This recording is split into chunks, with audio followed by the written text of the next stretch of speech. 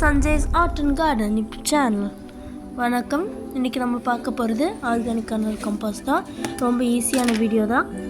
இதை நான் மேக் பண்ண உடஞ்ச டப்பாவாக இருந்தாலும் பரவாயில்ல, கொஞ்சம் மணலோ இல்லைன்னா மண், அதுக்கப்புறம் ஒரு சின்ன அளவாக ஒரு உரம், அதுக்கப்புறமா நீங்கள் குப்பை வேஸ்ட்டு, டெய்லியும் நீங்கள் சமைக்கிற குப்பை வேஸ்ட்டு. இப்போ அது எப்படி செய்யலான்னு பார்க்கலாம். நல்லா பாருங்கள், கொஞ்சம் கொஞ்சமாக மக்கிட்டு வருது. இது மக்க 60 நாட்கள் கண்டிப்பாக ஆகும். இது ரொம்ப பவர்ஃபுல்லான ஒரு உரம்னு சொல்லலாம்.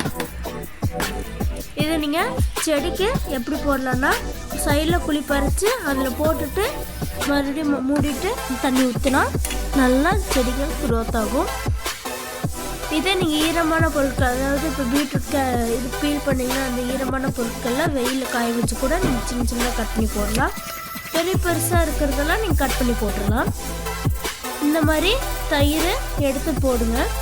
ஏன் போடுறோம் அப்படின்னா, செல்கள் நுண்ணுயிர்கள் நிறைய வளர்றதுக்காக. போட்டுட்டு நல்லா கிளறி விட்டுருங்க. டெய்லியும் நல்லா கலக்கி விட்ருங்க. இது ஃபஸ்ட்டு நீங்கள் மணல் போட்டுக்கோங்க. போட்டுட்டு நீங்கள் காய்கறி வேஸ்ட் போடுங்க. மணல் போடுங்க, காய்கறி வேஸ்ட் போடுங்க, மணல் போடுங்க, காய்கறி வேஸ்ட் போடுங்க.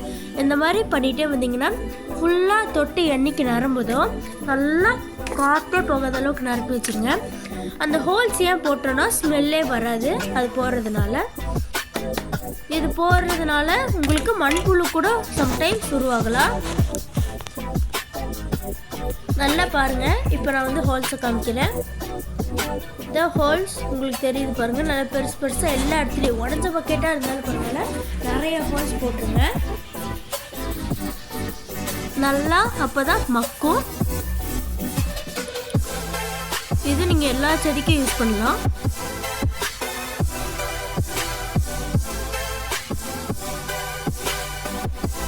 இதிலிருந்து ஒரு டீ மாதிரி ஒன்று வரும்.